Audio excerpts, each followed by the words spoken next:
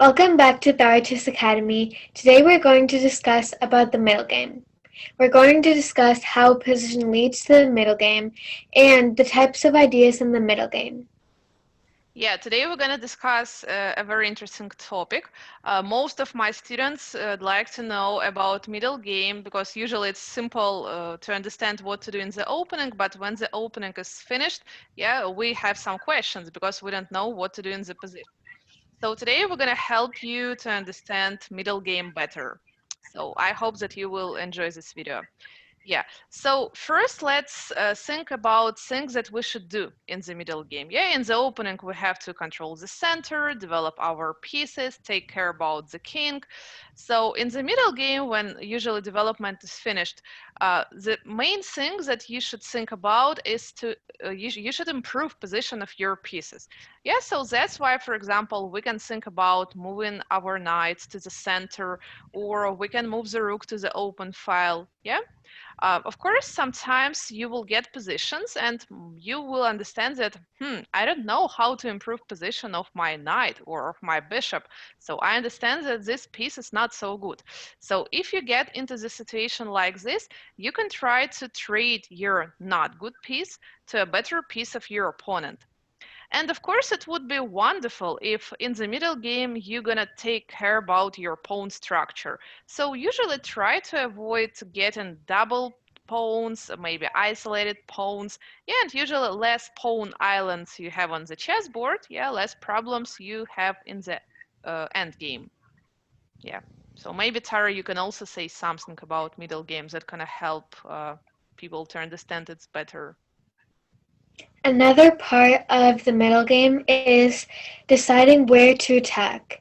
And when you're deciding where to attack, you want to look at the position of your pieces, where they will be better to attack. Yeah, of course. Okay, so today we would like to start with the positions that we have already discussed, but it's very nice, so I think it would be good for you and for us to repeat it. So we took this position from a very famous game about Horvitz bishops. Yeah, so let's think where would be good for white to play, yeah, to attack maybe. So you can see two strong bishops that are looking at the king side, yeah? So probably that's why we have to start an attack at the king side, not at the queen side, right? So you don't have to change position of your bishops. Even if the bishops are far away from the king side, they still can help you, right? So this knight is already at the king side. Yet maybe later we can move it, for example, to e5, yeah, to the center would be nice. So this rook maybe later can also help us. We can lift it at the third rank, yeah. Of course, it's not a problem to get to the king side for the white queen. But I'm not sure that I like position of my knight on c3. Yeah, and if I have a plan to start an attack at the king side, probably I have to change position for it. So what ideas do you have, Tara? What can we do with the knight on c3? A part of the middle game is seeing which of your pieces are bad, and if you can't trade them, then you want to get them to better places. Yeah, of course. Maybe you So, can play knight e2 yeah, to of try course. and maneuver. Yeah. So we want to start with knight e2. Of course, we don't want to leave the knight here till the end of the game. Probably it's gonna get to g3 very soon. Yeah. And of course, if we have a plan to start an attack at the king side, probably black's plan is to play at the queen side. So that's why next black move is kind of obvious, right? So pawn moves to c5. So we follow the plan. We move the knight to g3. Um, Queen goes to c7. Yeah, now black can say that development is finished because the rooks are connected. And let's think what would be good for us like to do with the knight on f3. So where would be a good place for it? How can we improve position of this knight? Yeah, an important part of a middle game. I think that we can move the knight to e5. Yeah, of course. So we move the knight at the center. Yeah, it's improvement of its position. And in the game, black took the knight. Yeah, of course, we take with the bishop because we don't want to capture with a pawn and block diagonal for our dark square bishop. Yeah, And like you can find in Tara's videos, yeah, what happened later, yeah, in this game and how white got a very interesting and winning position. Yeah, so this plan with knight e2 and then knight g3, yeah, you could try to memorize. So it's probably it's a beginning of this fabulous plan of white how to start an attack at the king side. Yeah. Maybe now we can go to the next position. Yeah, so for today we also prepared a position from a very famous game of Nimzovich. So it's an immortal Zugzwang game. So and in this game we're gonna play for black. Yeah, so the last black's move in this position was knight b8 to c6. Yeah, so for some reason white decided to trade the knights. Yeah, of course, sometimes when we have the knight at the center, we should be careful with exchanges, right? Because this knight made already 2 moves, and if you capture the knight, so you trade a piece that made 3 moves for a piece that made just 1 move. But let's discuss why did white decide to trade knights in this position? So probably this black knight can make some problems for white. I think that the plan is to get an outpost on c4. So black wants to move the knight to a5 and then to c4. Yeah, so, and this knight could be uncomfortable for white. So that's why white decided to trade knights. Yeah, so let's see what happened after this. White played h3. Yeah, it's a typical plan when you have your bishop on g2, yeah, to move the king to h2. Yeah, and also h3 protects g4. So for example, now black knight can't get there. So queen goes to d7, king h2. Yeah, so, and in this position, black has to choose the plan, where to play. Yeah, because it looks like black pieces are flexible. So it's possible for black to start some activities at the king side and the same time at the queen side.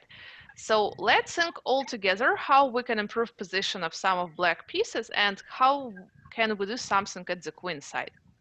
So maybe Tara, you can explain to us one more time an idea about knight outpost on c4. So how it's possible to get with the knight on f6 to c4. Yeah, it takes some time, but this plan still looks very nice. Maybe you can go to e8.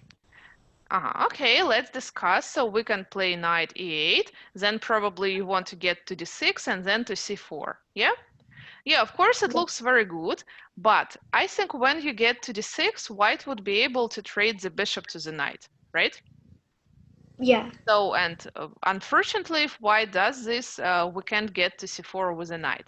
So we have to try another plan. Yeah, it takes more time, but we can play queen b7, for example, and then through d7, b6, we finally get to c4. Yeah, so it's a possible plan. Yeah, but in the game, Nimzovich chose another plan. So in this position, he played knight to h5. So he was thinking about several possibilities, but finally he decided to stop at the king side and start attacking it. So knight goes to h5. Of course, white doesn't want to trade bishop and especially double the pawns and get a weakness on h3. So that's why white moves the bishop back. Yeah, good for us. So when our opponent moves the pieces back. Yeah, and now we want to open position. Maybe, yeah, try to push our pawn to f4. So pawn goes to f5. Yeah. Of course, white feels uncomfortable because of our plan. Yeah, we want to play f4. It looks like for white it wouldn't be good to play e4.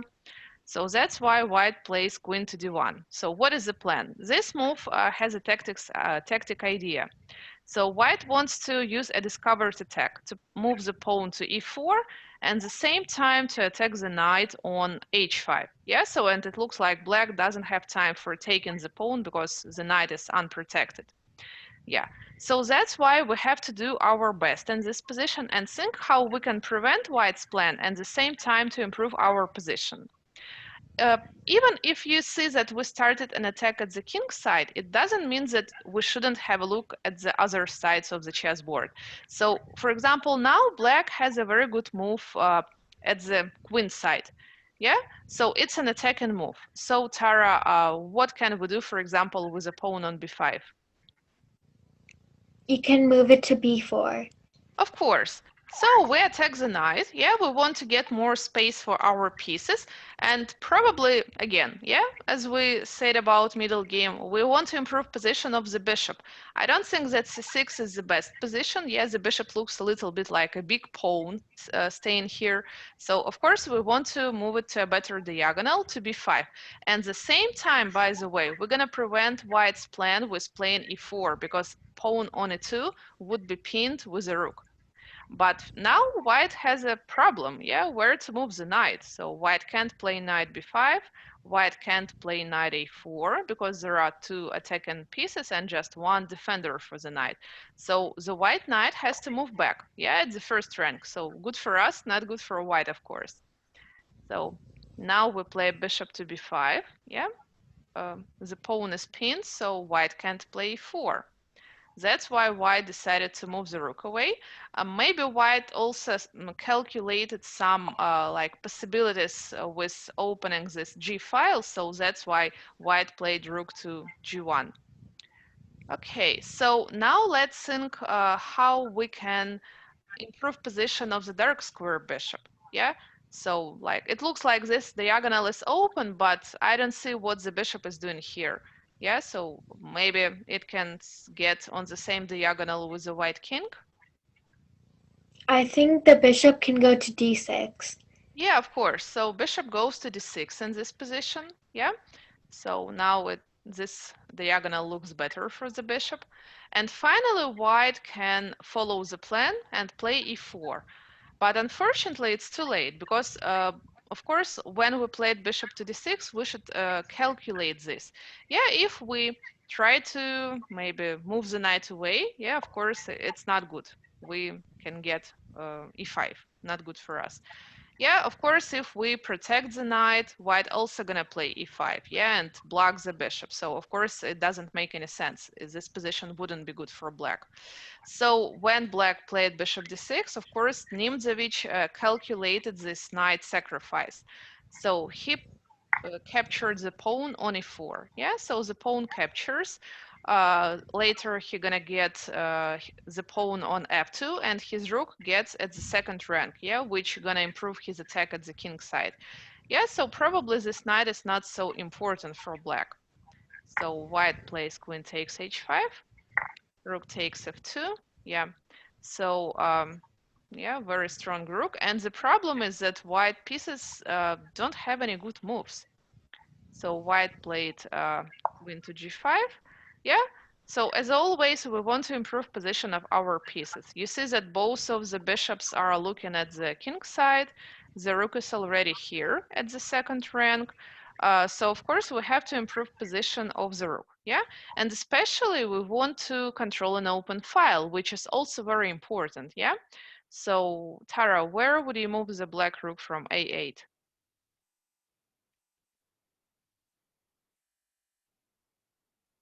So I think maybe we can double the rooks. Yeah. You So can move the rook to d8. to d8 or maybe To to f8. f8. Yeah, so we can try rook f8. Yeah. So why do we call this game an immortal Zugzwang game? Yeah. So because actually white just doesn't have any good moves. So in this position, white just played king to h1. Yeah, probably white wanted to move the king away from this pin, yeah, and from the same diagonal with the black bishop. But of course, just white doesn't have any good moves that can improve their position. So rook f5, queen is 3. Yeah, so in this position, it also was possible to play rook e2 probably, yeah, and try to attack the queen. But Nimzovich decided to play bishop d3 first, yeah, so now the third rank is blocked for the queen, yeah, and white really gets into trouble. So now rook e2 looks even more powerful. So that's why white has to protect e2, yeah, and rook c to e1 was played. And you will never believe me what happened after this. So black just played h6, and after this move, white resigned. So let's think why having an extra piece in this position, yeah, it's still not good for white, and white just resigned. So the problem is that white doesn't have any good moves. So we can think, so what is the black plan? I think that black just wants to trap the queen, yeah? So what happens, for example, if white plays g4, attacking the rook? I think we just play rook to f3, yeah, attacking the queen. So now you see the reason why black played h6, because now g5 is controlled by the pawn and the queen can't get there. So you may think, okay, but after rook f3, we just lose the rook.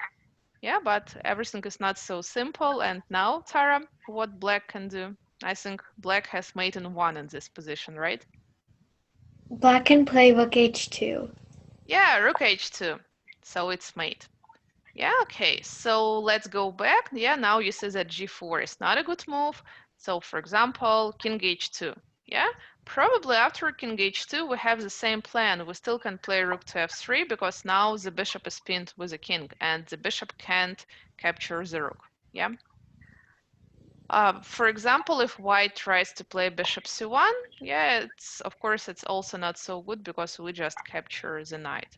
Yeah.